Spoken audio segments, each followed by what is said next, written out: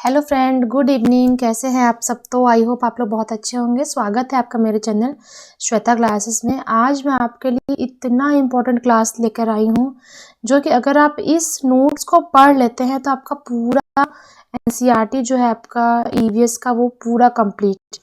मतलब आप ये चीज़ आप मान के चलिए कि ये आपका मैराथन है और इस नोट्स में आपको पूरा मतलब बुक का जितना भी इम्पोर्टेंट निचोड़ है पूरा इस नोट्स में आपको मिलने वाला है। हर एक क्लास का है, क्लास थर्ड का, फिर क्लास फोर्थ का, फिर क्लास फाइव्थ का। ठीक है, इसको पढ़ने के बाद आपको कोई भी ईवीएस के लिए कोई बुक पढ़ने की आवश्यकता नहीं है। और इससे बाहर आपका आने वाला है नहीं।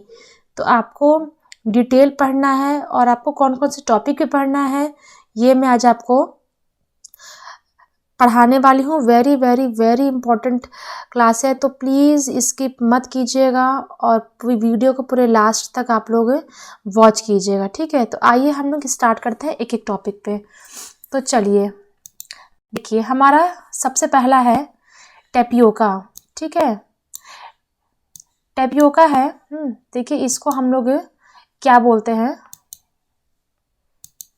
ठीक है, टेपियोका, टेपियोका को केरला में कप्पा कहते हैं। कप्पा, देखिए आप लोग ये फिगर देख के पहचानते होंगे। आप लोग जो स्वीट पोटैटो बोलते हैं, ठीक है, शकरकंदी बोलते हैं, स्वीट पोटैटो बोलते हैं, मीठा आलू बोलते हैं, तो ये सब चीज़ें इसके नाम है। लेकिन केरला में इसे टेपियोका के नाम से बोलते हैं और टेपियोका के ही नाम से क्वेश्चन भी आता है।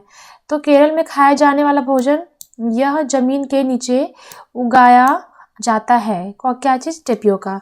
ठीक है, सबसे फिर उसके बाद है आपका नारियल डाली हुई किसी भी करी के साथ उबला हुआ टेपियोका खाया जाता है। टेपियोका कैसे खाते हैं ये भी यहाँ पे लिखा हुआ है। ठीक है, देखिए अब कश्मीर, कश्मीर में क्या बनता है? ठीक है, सरसों के तेल से बनी हुई मछली प्रसिद्ध है। वहाँ पे ये चीज़ पूछ लेगा अगर ये मतलब बहुत सारे स्टेट के नेम आ जाएंगे, कंट्री के नेम, और आपका वहाँ पे क्या क्या चीज़ फेमस है वो आ जाएगा। तो आपको ये चीज़ें देखना है कि मतलब कहाँ का क्या चीज़ फेमस है। तो ये चीज़ आपको मैज अ फॉलोइंग टाइप का भी करने के लिए आ सकता है। देखिए गोवा, नारियल के तेल में बनी समुंदर की मछली खाया जाता है। कहाँ पे? गोवा में। हांगकांग में सभी को पता होगा, अगर जो लोग फर्स्ट टाइम से नहीं second time third time exam में बैठ रहे होंगे, कि सांप से बना हुआ खाना लिंगुफेन उसे कहते हैं। ठीक है, लिंगुफेन कहाँ खाया जाता है? हांगकांग में। ठीक है, तो खाने से संबंधित आपका यहाँ से ज़्यादातर क्वेश्चन आपके पूछे जाते हैं।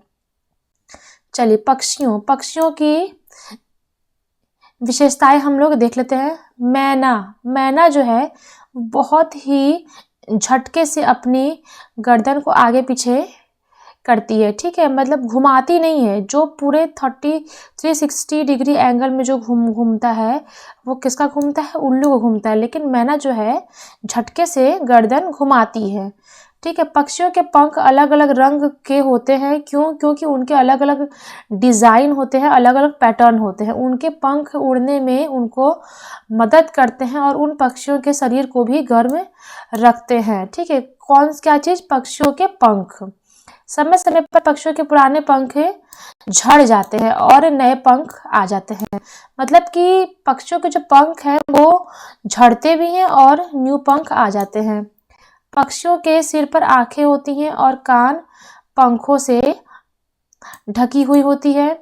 जानवरों की जो त्वचा होती है उनके डिज़ाइन बालों के कारण होते हैं। जो अलग अलग पैटर्न, जो अलग अलग डिज़ाइन के जो आपको एनिमल्स दिखाई पड़ते हैं, जैसे जो फिगर बना होता है एनिमल्स पे, सपोज कीजिए लॉयन हो गया, जेब्रा हो गया, टाइगर, तो वो उनके बॉडी पर नहीं बना होता है, वो उनके जो शरीर पे जो बाल होता है उसके डिज़ाइन होते हैं। ठीक है, तो इसी वजह से वो अलग अलग रंग के हमें दिखाई पड़ते हैं।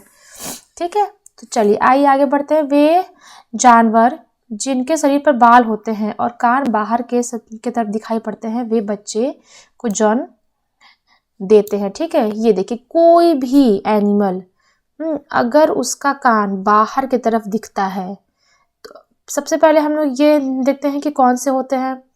गाय होते हैं, भैंस होते हैं, गोट्स होते हैं, डॉग होते हैं, कैट होते हैं, ऐसे बहुत सारे एनिमल हैं जिनके कान बाहर की तरफ दिखाई पड़ते हैं। तो वो जो ऐसे जो एनिमल होते हैं वो बच्चे पैदा करते हैं, और जिनके कान बाहर की तरफ नहीं दिखाई पड़ते हैं, छेद होता है कान में, वो अंडे देते हैं।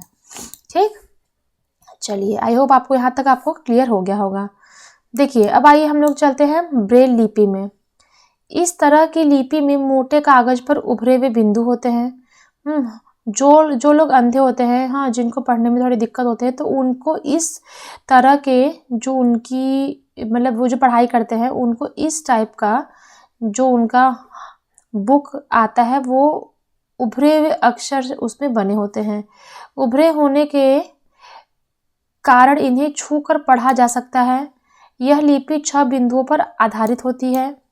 ठीक है, इसे फ्रांस देश के रहने वाले लुई ब्रेल द्वारा बनाया गया है। लुईस ब्रेल द्वारा बनाया गया है, यही है आपके लुईस ब्रेल। ब्रेल लिपि अब कंप्यूटर के द्वारा भी लिखी जा सकती है। तो ये अब इसी अक्षर से उन लोग पहचानते हैं कि एक मोटा अक्षर है तो ए हो गया, 2 है तो बी हो गया, ऐसे है तो सी, ऐसे है तो डी, ये चीज़ उनमें पढ़ाया जाता है। ठीक है, तो ये है आपका ब्रेल लिपि। चलिए अब हम लोग देख लेते हैं घरों की विशेषता। घर की विशेषता, ये आपका क्लास 3 का चल रहा है, जो कि आपके बुक का नाम है आसपास। ठीक, चलिए असम। असम से बहुत सारे क्वेश्चन आपके एग्जाम में आते हैं। घर जमीन से लगभग 10 से 12 फुट ऊंचे बने होते हैं और इन्हें मजबूत बांस के खंभे में बनाते हैं।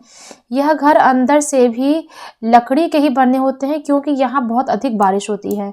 ये देखिए, यहाँ पे जो घर है इतने ऊंचाई में इसलिए बनते हैं क्योंकि जो बारिश का पानी है वो यहाँ से फ्लो करता हुआ बह जाए, और जो ये जो घर है ये इसके अंदर भी आपका ऐसे ही बना होता है कि ताकि बारिश का पानी यहाँ पे रुके ना और पूरा बह जाए। तो ऐसे घर होते हैं कहाँ, असम में।